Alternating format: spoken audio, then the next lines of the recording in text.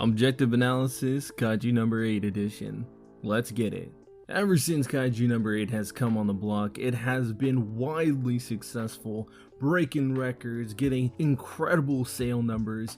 It has been a juggernaut since day one. And you shouldn't really be surprised, because of course the Japanese love their big monster battles. But in this video, I'm going to dive into things a little bit more critically and objectively, diving into Kaiju number 8 as a manga, as a series, and talking about how good it really is. So if you enjoyed this video, make sure you guys smash the like button, and if you want to make sure you see all videos going forward every Friday, make sure you subscribe as well.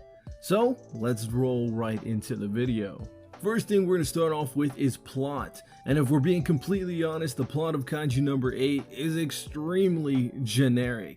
Just replace a magical society or a hero society with a monster kaiju society, and there you go. That is the Kaiju number 8 plot, very similar to so many shonen that has come out recently.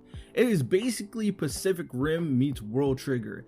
Add in the big monster battles against kaiju and the military force protecting their land against invading monsters from where? Who knows? That is the general premise of Kaiju number 8. It's nothing too crazy, and if we're being completely honest, the biggest thing that makes this shonen different is instead of the emotional preteens following their journey as they grow into adults, the cast of Kaiju number 8 is mostly adults. So all those 30-year-olds who love shonen in secret because you don't want to be reading the adventures of a 12-year-old, don't worry, I got a series for you. But in all seriousness, even though it's a pretty generic plot, it's still interesting. It still does its job very well, especially in the beginning stages of the story. In the future, it can become much more complex and rise as a unique plot in terms of shonen plots, but as of right now, it's solid, it's good, it's generic, it's a 7 out of 10. The next thing we're going to talk about is the characters, and this is for good reason, because the characters of Kaiju number 8 are the strongest and the most oversaturated element of the series. Kaiju number 8 has a big problem, very similar to My Hero Academia with Class 1A. It has too many relevant characters with names, backstories, personalities. It has too many of them. Sure, all of them are unique with personalities and unique with their designs, but no one cares about them at the end of the day because they're not the most important characters of the story itself. This is a pretty annoying issue, especially in the beginning parts of Kaiju number 8 when you get all these character introductions, but later on it kind of mellows itself out, focusing on only the characters we really care about. And these characters are as follows. First, the main character being Kafka, a man who started out very inspirational, very driven. He sucks at everything though, but for some reason he came across an OP power that one-shots most enemies.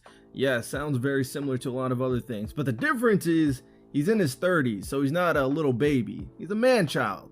So respect Kafka. Rino Ichikawa, the eventual best friend slash rival slash deuteragonist of Kaiju number 8 to Kafka.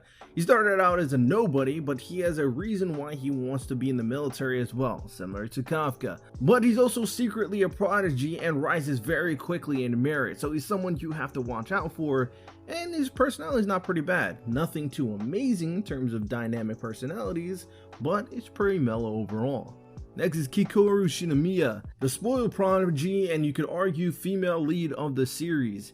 She started out someone who had beef with Kafka and Rino, but eventually came out and started liking him after realizing that he's a nice guy and he's OP as heck. So yes, I'm gonna respect this guy. Makes a lot of sense. She has a lot going on with her character because she is a prodigy and she comes from a long legacy, very strong military soldiers, one of them still being alive and the other one, just think about it. Mina Ashiru, the childhood friends with Kafka and the driving force behind his motivation and his goals, and yes, this is the person he basically simps over the entire series. She's like the simp magnet in Kaiju number 8. Super strong female character who really doesn't say a lot but is very powerful and a rise up newbie who came out the gates running. Just basically think of a female version of Yuno, and that is what Mina is. She also has really big guns that blow up kaiju, so a lot of people like her. Oshina Soshiro, the vice captain of Mina, of course, he is the guy that everybody likes and respects. He uses swords and he has a badass switch. That's all you need to know about Hoshino. You make this guy open his eyes even a little bit, you're in danger. You know what I'm talking about. And last but not least, Gen Narumi. He's a character that gets introduced later on in the series. He is the best character design. He's the strongest character in the series, but he's super lazy. Basically the character everybody will like the moment he's introduced, and he has some amazing moments. So these are the characters that we focus upon more so than any other characters in Kaiju number 8. They are fantastic characters, and because of that, Kaiju number 8 gets a 9 out of 10 for its characters. Next is the world building / power system. I keep these relatively together because these are the two elements that make up how the world works and how the fighting system works. And if we're being completely honest, it's a pretty normal world filled with kaijus. If you know anything about kaiju lore, you basically know everything you need to know about Kaiju number 8. Like I said, it is in its beginning stages with only 59 chapters, so it's really just now diving into the lore and history of how kaijus are made and discussing that, and it's pretty interesting information overall. It's a big possibility that we dive into the specific world of kaijus itself, and the world building could grow astronomically after that. But as of right now, it's nothing crazy. As for the power system, it basically revolves around using kaiju weapons.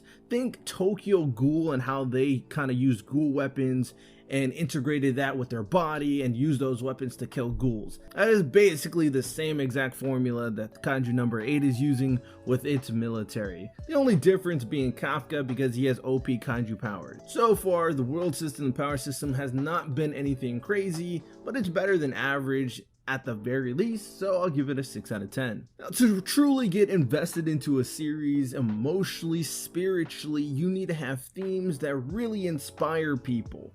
And that's basically all this theme is, inspiration. That's really what we're talking about. Kafka inspiring people, same way Asta inspires people, same way Deku inspires people, Luffy inspires people, Naruto inspires people.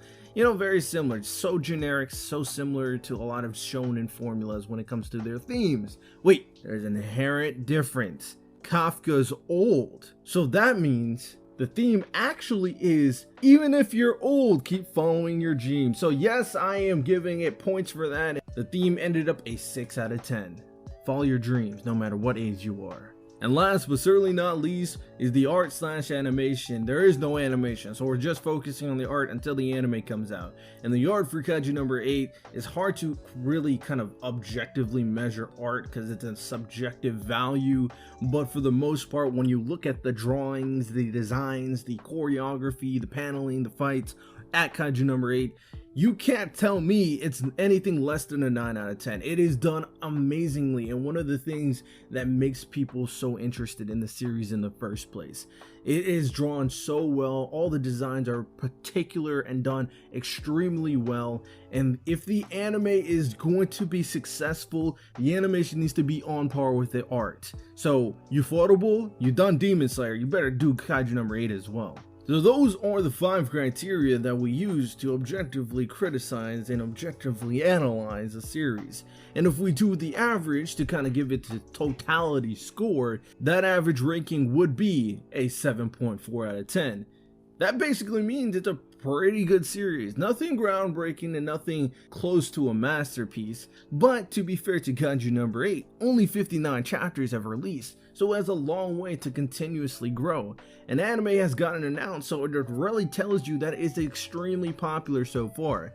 Now, it may be a bit overrated. I know some people are going to hate for me to say that, but it is a bit overrated for the quality it is right now. But the potential behind it trumps that because it can be a cult classic at the end of the day. What's really carrying Kaiju number 8 is its very interesting characters, amazing art, and crazy boss battles with these monsters. So 7.4 out of 10 is nothing to scoff about. So that is its rating. Pretty good if I say so myself. Hope you guys enjoyed the video, and peace.